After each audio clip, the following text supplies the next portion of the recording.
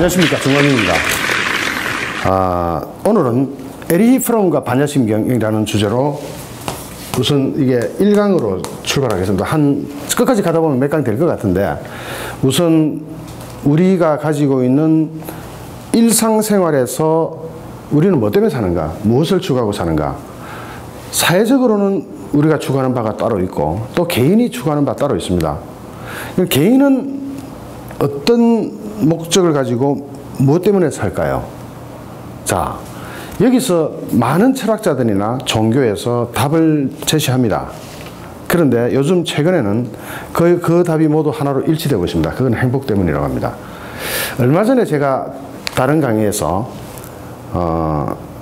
제비족을 소개한 적이 있습니다. 강남 유명한 제비족인데요. 그 제비족한테 걸리면 일단 탈출을 못한다고 합니다. 그 제비족한테 걸리는 여자들, 특히 여성들한테 제비족이 쓰는 수법이 있습니다. 그건 뭐냐면은 제비족이 그 여성이 하는 이야기를 귀부인이나 또는 뭐 유한마담 또는 재벌 부인 이런 사람들이 하는 이야기를 다 들어줍니다. 나는 집이 몇 채고 뭐 돈이 얼마고 우리 남편의 사회적 지위는 어떻고 다 그 자랑하는 걸 들어줍니다. 그리고 끝에 가서 질문 하나 딱 던집니다. 그래서 행복하십니까? 그 말 한마디에 모든 사람 다 넘어온다고 합니다. 그러면 이 행복이라는 게 제대로 자신이 있으면 안 넘어갈 텐데, 그런 정신 나간 짓을 안 할 텐데 거기 넘어가서 전 재산을 다 바치는 거죠. 그러면 제가 여러분한테 묻겠습니다. 여러분 지금 행복하세요? 아마 자신 있게 나는 행복하다고 말씀하신다면 그분은 공부가 상당히 깊은 분입니다. 왜냐하면 행복이라는 것이 자기만족에서 출발하는 거긴 하지만, 자기만족도 때로는 좋았다 나빴다, 싫었다 좋았다 막 이렇게 변동하는 게 인간의 마음이고, 단 한순간도 그 마음이 딱 굳어져 가지고 끝까지 가는 마음은 없습니다. 우리가 불교에서 이야기할 때 사람의 생명은, 사람의 인생은 생로병사라고 이야기합니다. 태어난 사람은 반드시 늙고, 늙으면서 병이 들고, 그리고 반드시 죽습니다. 수명이 아무리 길어졌다 해도 그 끝에 가면 죽음밖에 기다리고 있는 건 없습니다. 생각조차도 그렇습니다. 생각은 어떻게 나타나냐? 생주이멸이라는 방식으로 나타납니다.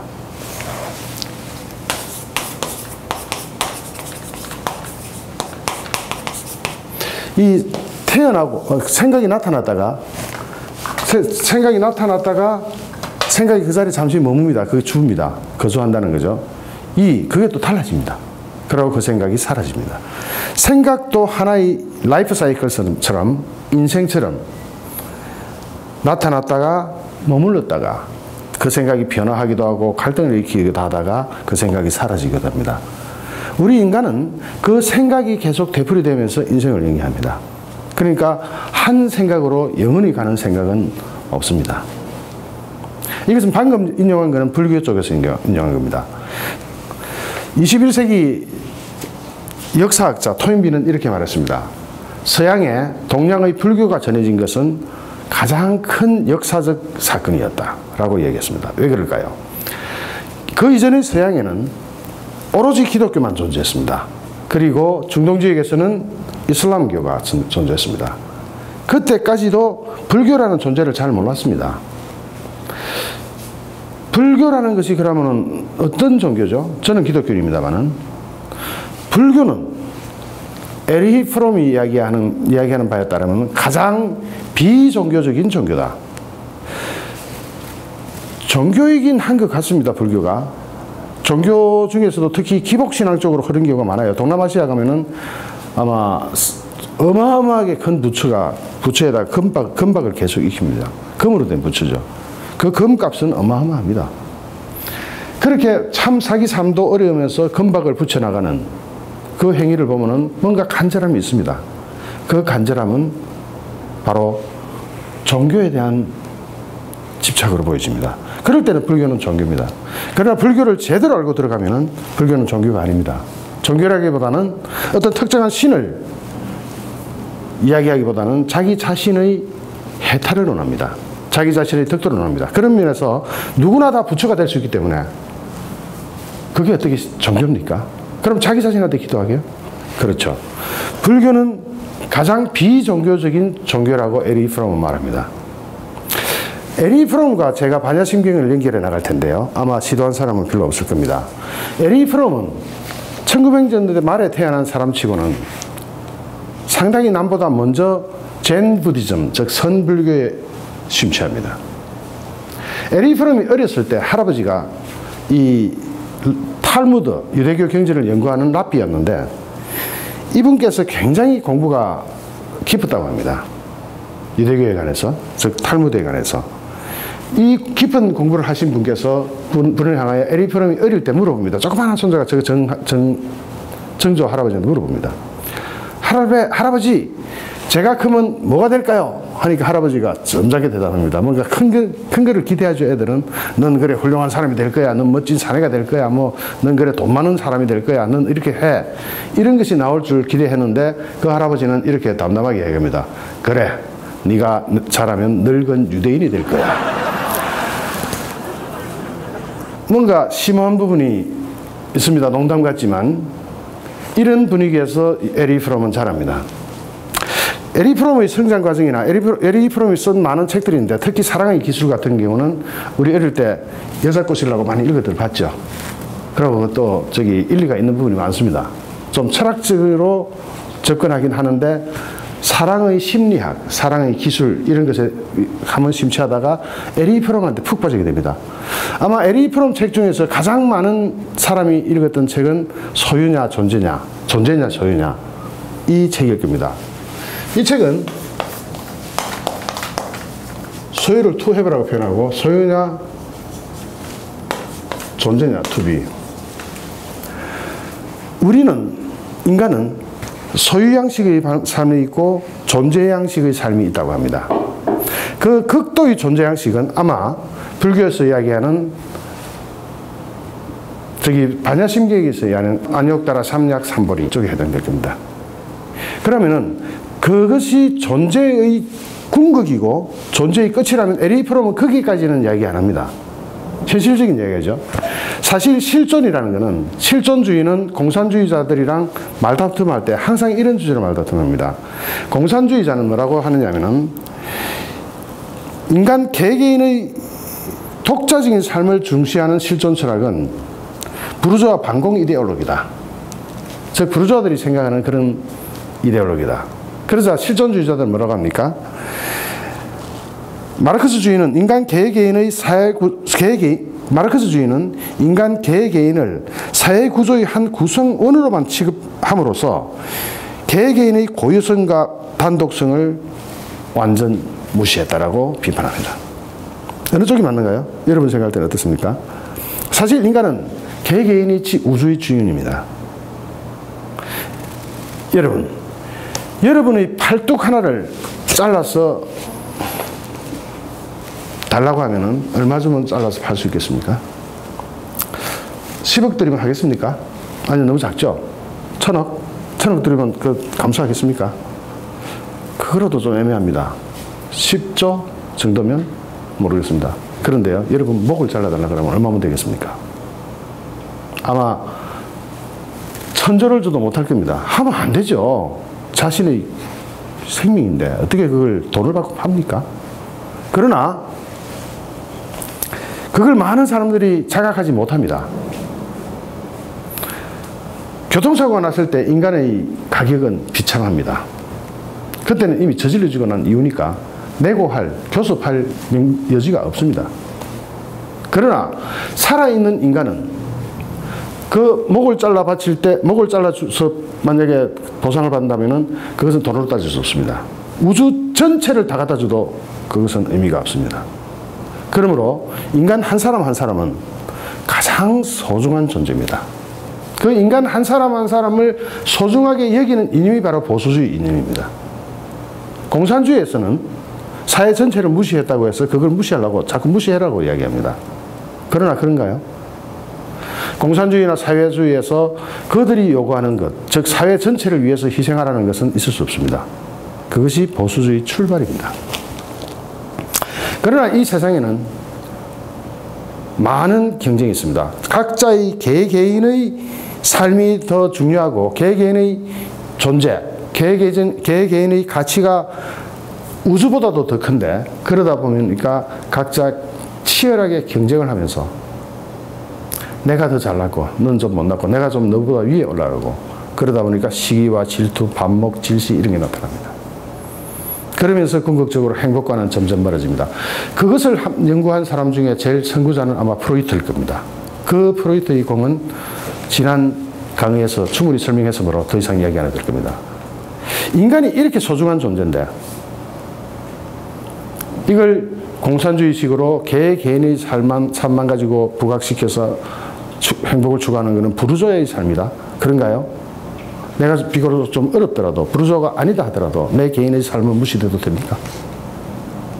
그럴 수는 없죠. 인간은 자기 자신이 스스로가 지금 이 방송을 듣는 즉시 자각해야 합니다. 당신은 지구상에서 가장 소중한 존재입니다. 그리고 당신은 사랑받기 위해 태어난 존재입니다. 누군가를 사랑하고 사랑받기 위한 소중한 존재입니다. 그러므로 반목, 시기, 질투 이런 것과는 좀 멀어지는 게 행복에 가까운 길로 가겠죠. 그렇다면 우리가 진짜 궁극적으로 인간이 행복하고 인간이 자기가 태어난 삶의 이유를 충족시키고자 할 때 우리가 추구하는 존재 방식의 삶의 종류는 두 가지 중에 하나가 될 겁니다. 그것은 내가 얼마나 남보다 많이 가졌느냐라는 문제입니다. 당장 우리가 어떤 차를 비교할 때 외제차 멋지게 쫙 굴리고 나타나면 적어도 자기 자신은 폼 난다고 생각할 겁니다. 외제차가 요즘 형편없어가지고 불이 나고 지랄을 하는데도 아마 외제차 몬다고 폼들 좀 내고 있을 겁니다. 그러나 티코 타는 사람은요? 티코 탄다는 이유로 불행해야 합니까?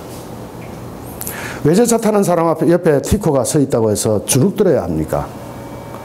그러나 우리 현실에는 주눅드는 사람 많습니다. 이것이 소유양식의 삶을 추구하는 현대인의 비극입니다. 그 소유양식의 삶, 가진다는 것, 이것의 비극은 어떻게 나타나냐면은 주로 남들이 부러워서 평생 부러워할 만큼 재산을 가진 사람이 위기에 부닥칠 때 자살을 해버립니다.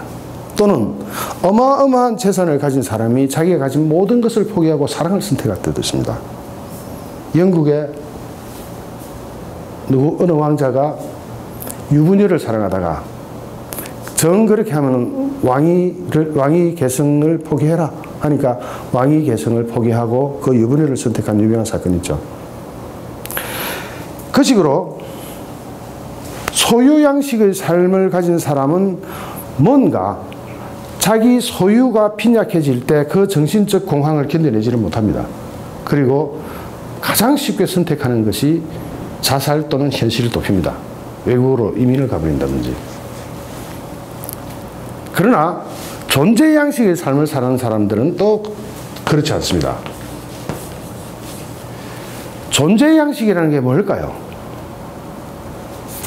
내가 살아있는 가치에 의미를 두는 겁니다. 즉 서양의 사고방식으로 볼 때는 매사 분석하고 따지기를 좋아합니다. 법이 굉장히 발달했고 그러다 보니까 어떤 꽃 한 송이를 보더라도 저 꽃을 내가 확 퍼다가 뿌리는 어떻고 줄기는 어떻고 꽃이 생기는 원리는 어떻고 이렇게 연구하기를 좋아합니다. 그 결과 인류가 발전한 것도 사실입니다. 그러나 동양에서는 그 꽃을 하나의 생명체로 봅니다. 길가에 피어있는 꽃이요. 이게 하나의 시가 됩니다. 그걸 일본에서는 하이쿠라고 합니다. 에리 프롬의 소유냐 존재냐의 책 서론 부분에 제일 먼저 나오는 소개되는 것이 그 하이쿠입니다. 그 하이쿠를 소개할 때 그 두 개를 극명하게 비교하면서 이야기를 시작합니다. 자, 이 존재 양식의 삶은 지나친 자기애와 또한 자만을 극복한 삶을 의미합니다. 자기애와 자만을 극복한다는 것은 자기 자신을 지나치게 사랑하는 나머지 남을 무시하는 거죠. 자만 또한 그러합니다. 내가 남보다 더 똑똑하다. 그러므로 넌 아무것도 아니야. 내가 남보다 더 많은 것을 가졌으니 넌 나에게 복종해. 흔히 말하는 갑질입니다.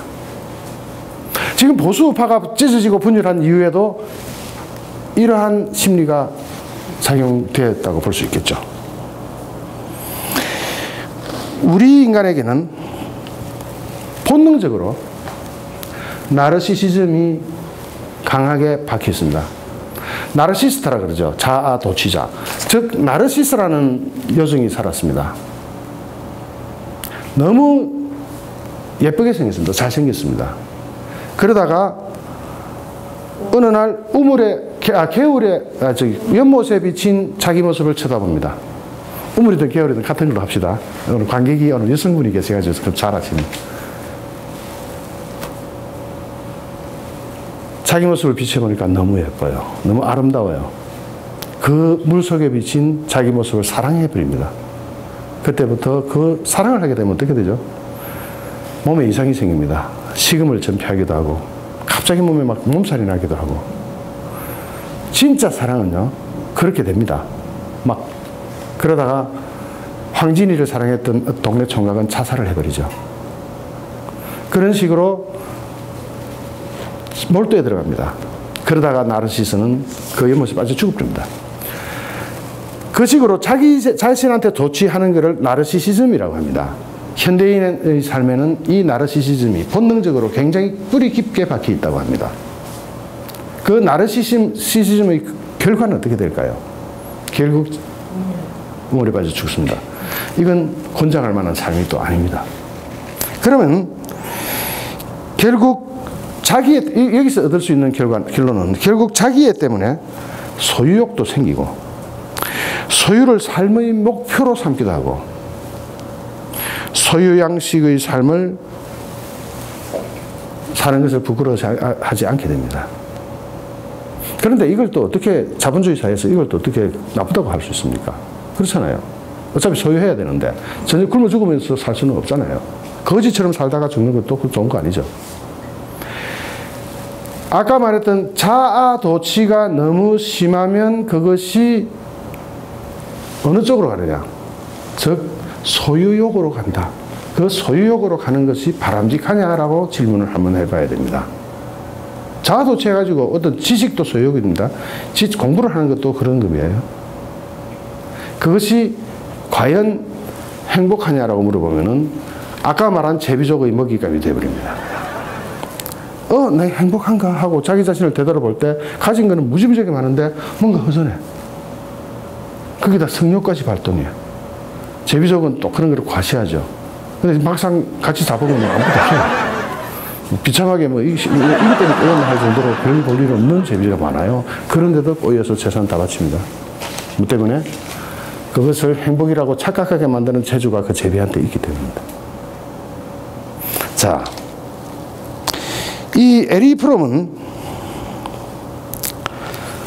전에 제가 이야기했던 프로이트를 약간 발전시키고 비판하면서 발전시킨 신프로이트 학파의 학자입니다.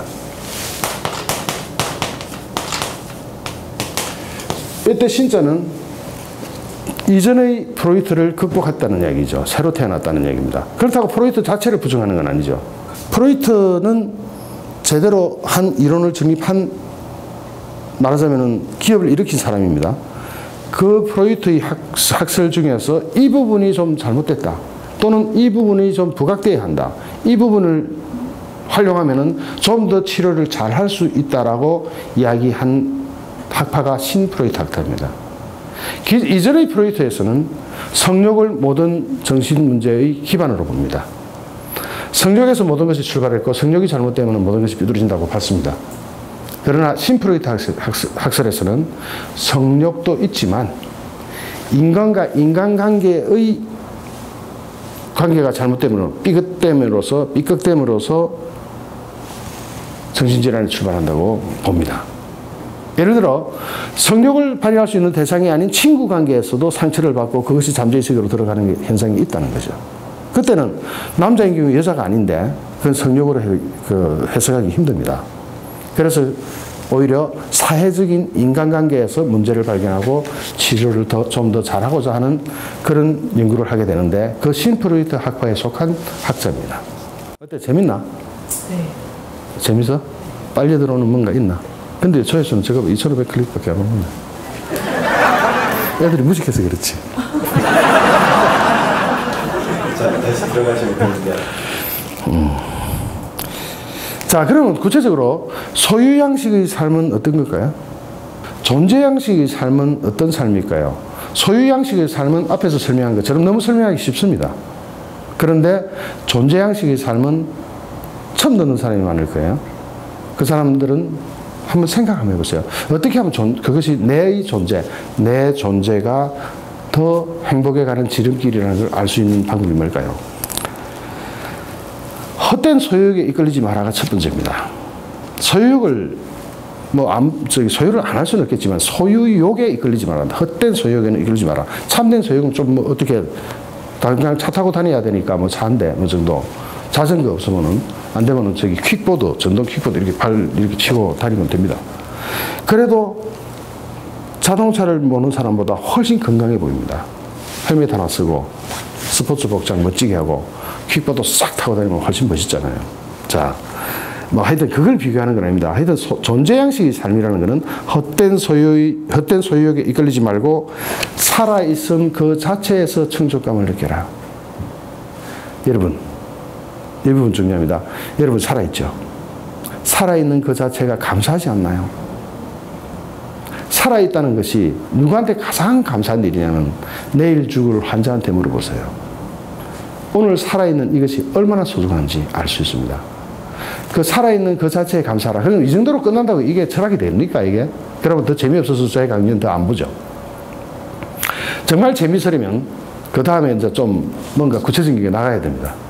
자, 인간의 아까 신프로이트 학파가 추구했던 게 인간관계에서 뭔가 온다고 했는데 인간관계든 뭐든 인간한테서 가장 문제가 될 수 있는 감정이 있습니다.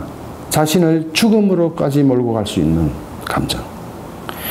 식욕이 있습니다. 여러분 배고파서 굶어 죽는 사람은 봤지만 배고프다고 자살해버리는 사람 봤나요?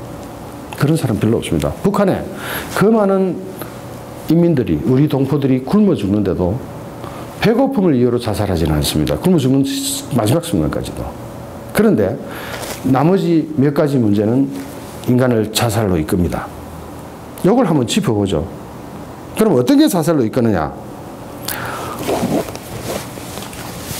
자, 여러분 허무감이 들 때, 그 다음에 무력감이 들 때, 그 다음에 고독감을 느낄 때, 이 세 가지 감정은 인간을 자살로 몰고 갈 수 있을 정도로 큰 문제를 일으킬 수 있습니다. 자, 오늘 관객이 있으니까 관객고 해야지. 허무감을 가끔 느낄 때가 있나요? 어떨 때 허무하나요? 하고자 하는 일이 안 됐을 때. 하고자 하는 일이 안 됐을 때. 자, 인간은 허무할 때가 있습니다. 즉, 내가 뭔가 이루었는데 또는 못 이루었는데 왜 이래 가슴이 텅 비지? 성취를 목적으로 이만큼 달려왔는데 또는 이만큼 달려갈 텐데 또는 아무것도 안 하더라도 나는 왜 이렇게 허무하지? 자, 이 허무감은 본능적으로 다른 행동을 일으킵니다. 허무감에서 비롯되는 행동이 뭐가 있을까요? 자, 허무감은 삶의 의미를 찾고자 하는 본능으로 나타납니다. 이것도 나중에 문제를 일으킵니다. 내가 참 이게 한글로 번역하다 보니까 이게 삶의 의미를 찾고자 하는 본능을 이렇게 적어놨는데 사실은 나중에 이것도 정신적인 문제가 일어납니다. 두 번째는 무력감에서 올 때는 무력하다. 진짜 힘 빠져. 이럴 때는 사람은 창조하고 싶어 합니다. 무력하니까 초월하고 뭔가 이 상태로서부터 벗어나거나 좀 더 나은 상태로 가고 싶어 하는 초월과 창조의 열망이 나타납니다. 열망으로 나타납니다. 그 다음에 고독감은 결합과 합일의 열망이 나타납니다. 이건 뭐냐면 인간 본능입니다. 그러니까 뭐 나는 그렇고 니는 안 그렇고 하기가 대체적으로 그렇습니다. 본능이니까. 고독하죠. 그럼 누군가와 결합하고 싶어 합니다. 결합하고 싶은데 상대는 나의 결합을 받아들일 준비가 되어 있는 경우도 있지만 그렇지 않은 경우도 있습니다. 결합과 합의를 원하는데 그때 또 갈등이 생기고 또 다른 현상이 나타날 수 있습니다. 고독감, 무력감, 허무감은 인간을 자살까지 끌고 갈 수 있는 문제를 일으킵니다. 자, 그러면은 고독감은 어떤 경우로 문제가 생길 수 있냐면은 아까 결합과 합의를 요구한다 그랬죠. 종교에 빠집니다. 특히 사이비 종교 이런 데 빠집니다. 그래서 지나친 고독감이 형성된다 싶을 때는 빨리 이쪽으로부터 벗어날 수 있는 좋은 방법을 찾는 게 좋습니다. 이를테면 지나치게 고독하다 싶을 때는 독서를 하든지 재밌는 영화를 보든지 해서 고독감으로부터 좀 멀어지면서 옛날 동창회도 찾아가고 사회적 박사모에 가입하세요. 그게 제일 좋은 방법입니다. 그러면 고독감이 확 해소됩니다. 박사모 아니고 요즘 박사모 재미없으니까 레지스탄스에 가입하면 고독감으로부터 탈출할 수 있습니다. 막 그런 겁니다. 하여튼 고독감으로 나타났을 때 잘못된 그 방향으로 가는 것이 특정 종교 집단의 교리에 매몰돼 가지고 그게 인생을 망쳐버리는 경우가 있습니다. 잘못되는 경우 이야기하는 겁니다. 그 다음에 무력감은 놀랍게도 자기 자신이 무력하다고 생각할 때 타인을 괴롭히는 이지매로 나타납니다. 그래서 주로 보면은 남한테 폭력을 행사하는 중학생들의 예를 들어보면은 자기 자신에 대해서 무력함을 느낄 때가 많습니다. 특히 부모한테 원인이 있는 경우가 많아요. 부모가 넌 정말 어릴 때부터 넌 정말 아무것도 아니야. 넌 정말 할 줄 아는 게 뭐야. 넌 맨날 늦잠만 자고 넌 도대체 하는 게 뭐고 뭐 너는 도대체 공부도 못하고 운동도 막 이렇게 야단친 경우 그 아이를 무력감에 빠지게 하고 나는 왜 잘하는 게 없지 하다 보니까 유일하게 잘하는 것은 내가 남보다 주먹질을 잘할 수 있을 거야 해가지고 짱이 돼가지고 사고치고 인생 마치는 경우가 많습니다. 그래서 애가 무력감에 빠졌을 때 부모의 관심이 굉장히 필요합니다. 이거 치료하는 법은 너무나 간단합니다. 아이를 한번 안아주세요. 그리고 그 아이한테 내가 너를 사랑하고 있고 너는 네가 노력하기에 따라서 어떤 것도 성취할 수 있다는 걸 가르쳐주면 좀 많이 벗어납니다. 그래도 에리 프롬이 말하는 존재 양식의 삶으로 가기에는 맞지는 않습니다. 자, 이런 세 가지 인간의 정신병리적인 허무감이 나타나는데 특히 허무감 설명했나요? 허무감 이거는 전 사회가 한꺼번에 나치 같은 데로 빠져들거나 북한 같은 사회가 되어버릴 수 있습니다. 20세기 들어서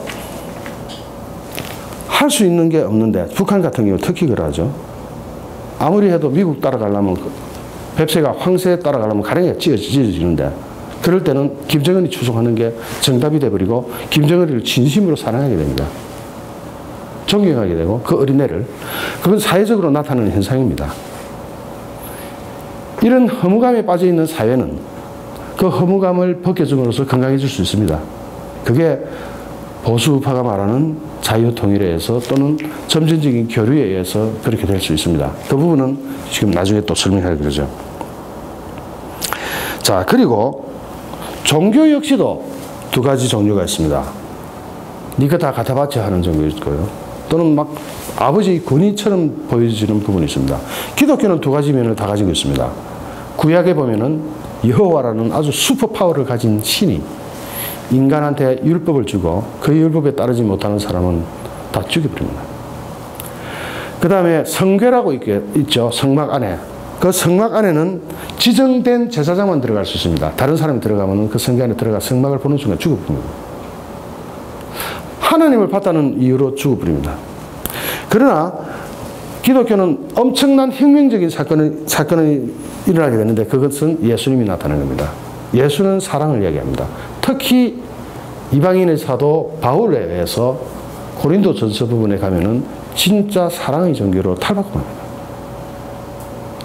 이 세상에서 모든 가치가 있는데 그 최고의 가치는 사랑이다. 그 이전 구약에는 없던 거예요.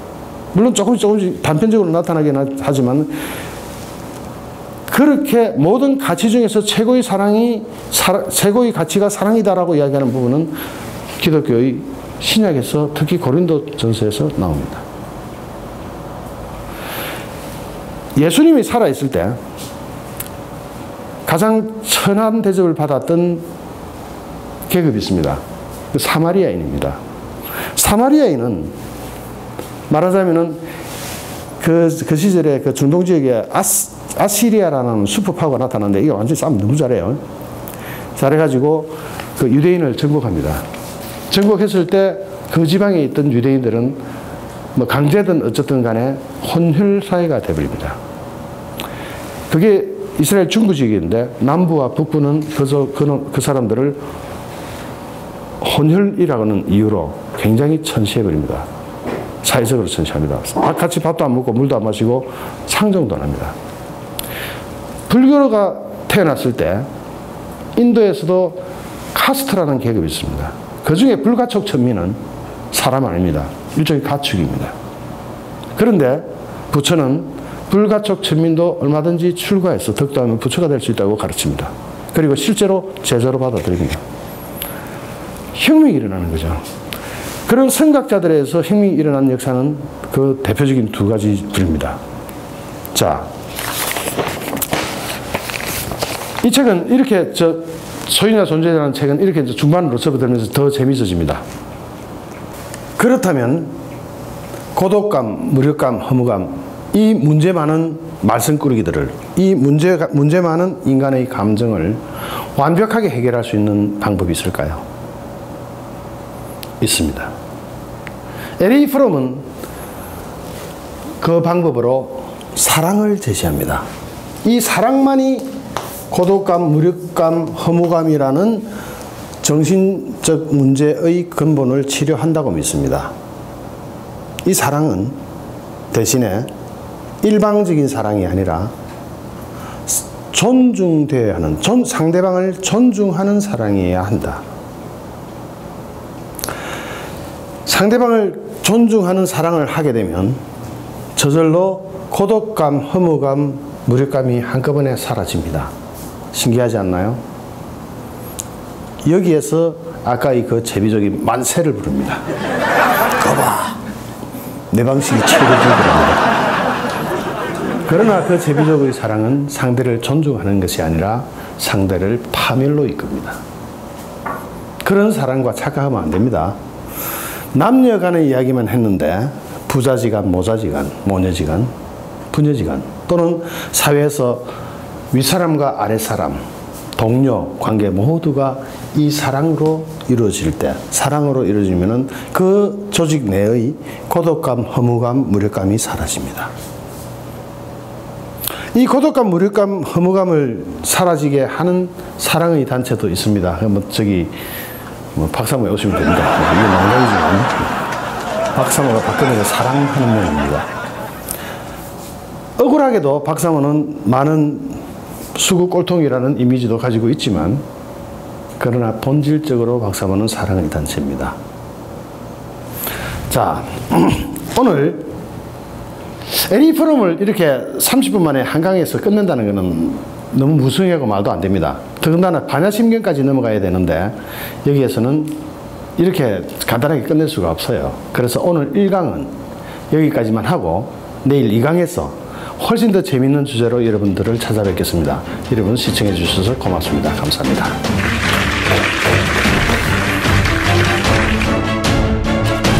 정말 정의와 진실이 강물처럼